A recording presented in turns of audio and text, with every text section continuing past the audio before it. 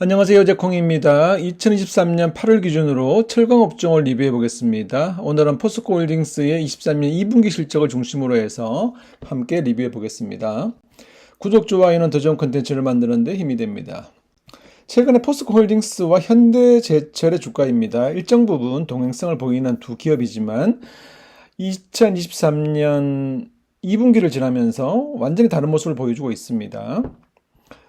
자, 또 포스코홀딩스와 에코프로비엠 그리고 포스코 퓨처엠을 비교해 보면 그죠? 2023년 2분기부터 전기차 쪽으로 이 주가가 굉장히 쏠림 현상을 보이고 있어요. 다시 말하면 2023년 2분기를 지나면서 포스코홀딩스는 사실은 철강 기업이 아니라 전기차 기업처럼 움직이고 있는 그런 시기입니다. 자, 이번 23년 2분기의 포스코홀딩스의 실적을 한번 보겠습니다. 이 실적을 통해서 시사하는 바를 한번 뽑아볼 생각인데요. 일단 포스코홀딩스의 지난 5년의 주가 추이입니다. 최근의 주가는 지난 전체 한 10년을 통틀어서도 가장 높은 주가를 보여주고 있고요. 현재 시가총액은 52조 정도 되고요. PER은 24배, PBR은 0.88배, 시가 배당률은 1.9% 정도 됩니다. 자, 포스코홀딩스의 실적을 좀 보겠습니다. 이번 2분기 실적은 1조 2천억 나와서 다시 1조를 넘어서는 모습이었고요. 작년 4분기의 적자에서 벗어나서 완만하게 회복되는 추이를 보여주고 있습니다. 원래 예상되는 영업이익은 대략 한 4조 7천억 정도 보고 있는데요.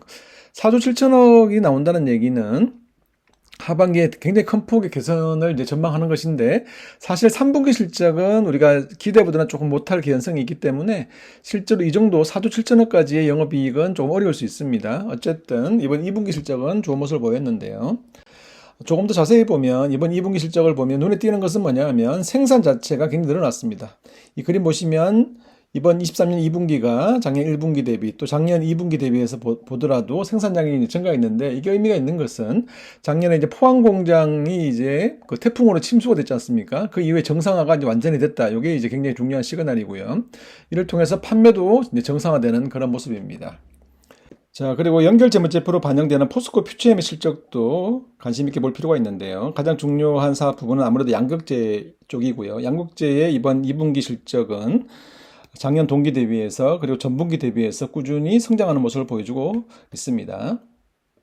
최근에 포스코홀딩스가 주목을 받는 이유 중에 하나는 이제 2차전지 밸류체인을 일정 부분 완성하고 있다, 이제 이런 관점인데요. 포스코홀딩스와 포스코 케미칼, 다시 말하면 포스코 퓨처엠 그 제품 포트폴리오를 펼쳐보면 포스코 퓨처엠 같은 경우에는 양극재, 그죠? 음극재, 여기다가 전구재까지 해서 전체적으로 다양한 2차전지 소재 상품들, 제품들을 구축하고 있고, 여기에 이제 포스코홀딩스 역시 리튬이라든가 니켈 관련해서 생산 캐파를 이제 늘리고, 여기서 나오는 매출의 규모가 굉장히 이제 시장의 기대감을 높이고 있는 그런 시기입니다. 2030년 기준으로 포스코 홀딩스의 리튬과 니켈의 생산 캐파입니다. 먼저 리튬 같은 경우에는 2030년 기준으로 생산 능력이 42만 톤, 매출액은 대략 13조 정도 전망하고 있고요. 니켈 같은 경우에는 2030년 기준으로 보면 24만 톤 생산 능력이, 매출액도 한 4조 정도 바라보고 있는 그런 모습입니다. 자, 그래서 우리가 한번 생각을 해볼 게 있어요. 기업의 가치라는 것은 현재 가치와 이제 미래 가치의 합이란 말이죠. 포스코홀딩스 같은 경우 현재 가치는 이제 철강 사업 부분이라고 볼 수 있고, 이제 미래 가치는 2차전지 사업이라고 볼 수가 있는데요. 자, 다시 말해서 기업 가치라고 하는 것은 이익 가치와 자산 가치 그리고 미래 가치의 합인데, 이익 가치와 자산 가치라고 하는 것은 현 시점 기준이니까 현재 가치를 얘기하는 것이고, 철강 사업 부분을 얘기하는 겁니다. 그리고 미래가치 관련해서 보면 최근에 이제 포스코의 급등은 이제 미래가치의 반영이라고 볼 수 있는 것이거든요. 이 미래가치라고 하는 것은 결국 2차전지 쪽 사업입니다. 우리가 생각해 봐야 될 것은 미래가치라고 하는 것은 계속 미래에 머물러 있는 것은 아니고 결국 숫자로 증명해야 한다는 점, 이것도 우리가 기억을 해볼 필요가 있습니다. 이 관점에서 여전히 중요한 것은 철강 사업 부분이고요. 철강 사업 부분의 주요 지표를 한번 보는 게 의미가 있습니다. 그죠? 현재가 어떤 모습인지를 우리가 리뷰해 봐야 되는데, 지표를 얘기하기 전에 일단은 철강사 설비에 대한 이해를 좀 하고 넘어가겠습니다. 이거는 이제 고로 설비라고 하는 것인데요. 포스코홀딩스와 현대제철이 보유하고 있습니다. 고로에는 기본적으로 철강석과 유연탄을 수소로 만든 코커스 그리고 스퀘석을 집어넣습니다. 여기에 1200도의 뜨거운 바람을 불어넣으면 이렇게 코커스가 녹으면서 철강석을 녹이게 되는데, 이게 그림에서 보시는 것처럼 이게 이제 샘물이 되는 것이고요. 이 샘물로 만드는 가장 중요한 제품이 예련입니다. 그래서 포스코 같은 기업을 볼 때 가장 중요한 제품은 예련이고요. 원재료는 철강석과 유연탄이 되는 그런 겁니다. 그래서 포스코 현대제철은 둘 다 이제 고로 설비가 가장 메인이고, 뭐 물론 전기료 설비도 가지고 있는데요.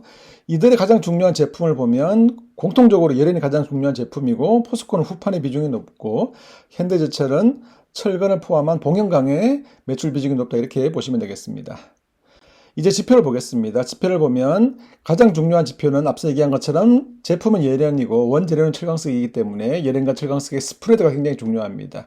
올 상반기에 일정 부분 회복되는 모습을 보이다가 이번 2분기 말 지나면서 5월, 6월 지나면서 조금 부진한 모습을 보입니다. 이 부진이 조금 이어진다고 가정해 보면 3분기 실적은 기대보다 좀 못할 수 있는 개연성이 있어요. 특히나 예련 가격, 중국을 중심으로 예련 가격이 부진한 모습을 보이고 있습니다.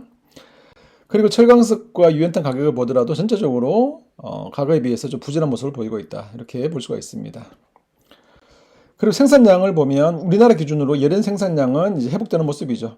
포항 공장 침수 이후에 회복되고 있다는 것은 이제 좋은 뉴스라고 볼 수가 있고요. 그리고 중국 예련 재고를 보면 이제 일정 수준, 그렇게 뭐 재고가 급증하거나 이런 모습은 아니고요. 일정 수준의 재고를 유지하고 있다 정도로 우리가 해석해 볼 수 있습니다. 철강 제품의 수요를 알려주는 중요한 지표 중에 하나는 중국의 PMI입니다. PMI라고 하는 것은 제조업에 종사하는 구매 관리자에게 시장 전망을 조사하는 것이고요. 이를 수치화한 겁니다. 50 이상이면 경기 상승을 전망하는 것이고 50 이하면 경기 하강을 예상하는 겁니다.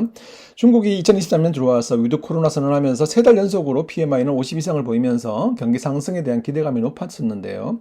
4월 이후에 부진한 모습이 이어지고 있어요. 이러한 부분들이 철강 제품 수요에 좀 부정적인 영향을 주고 있는 것이고, 앞서 봤던 예련과 철강석 가격이 다시 또 하락하는 이유 중에 하나다, 이렇게 우리가 볼 수가 있습니다. 포스코홀딩스와 중국 예련 가격의 추이를 보면 일정 부분 동행성을 계속 보여왔거든요. 그러다가 이제 이번 23년 한 1분기, 2분기, 특히 2분기 들어오면서부터 굉장히 큰 폭으로 이 디커플링 되는 모습을 보입니다. 예련 가격은 부진한데 포스코홀딩스 주가는 굉장히 급등하는 모습을 보였다는 겁니다. 이런 추이가 계속 지속되겠느냐, 여기에 대해서 우리가 캐스션 마크를 한번 가질 만하다, 이렇게 말씀을 드리는 겁니다. 자, 이상을 요약해 보겠습니다. 포스코홀딩스 이번 2분기 실적은 시장 컨센을 충족하는 모습이었습니다. 예련 생산이 정상화되는 모습을 보였고, 예련 철강석 스프레드도 개선되면서 실적은 괜찮은 모습을 보였죠. 다만 이제 24년 3분기 실적은 소폭 뒤로 갈 개연성이 있습니다. 우리가 PMI 본 것처럼 중국 수요가 부진한 그런 모습을 보여주고 있고, 여기에다가 예련 철강석 스프레드가 부진한 모습을 보이고 있습니다. 자, 우리가 주목해야 될 것은 포스코홀딩스의 변신인데요. 자, 포스코 퓨처엠의 양극재 가치에 더해서 포스코홀딩스의 리튬과 니켈의 사업 가치가 시장에 반영되면서 굉장히 시장에 주목을 받는 그런 시기입니다. 다만 우리가 고민해야 될 것은 기업의 가치라는 것은 현재 가치와 미래 가치의 합이라는 관점. 그래서 과도한 미래 가치의 합보다는 현재 가치에 주목하는 필요가 있다는 겁니다. 다시 말하면 현재 가치에서 이익이 충분히 나는 그 시기에 미래 가치가 합산된다면 훨씬 더 높은 밸류를 받겠지만, 현재 가치가 일정 부분 기대치에 못 미친다고 했을 때 너무 과도하게 미래 가치의 합만 보는 것은 우려가 될 수 있다, 이렇게 말씀을 드립니다.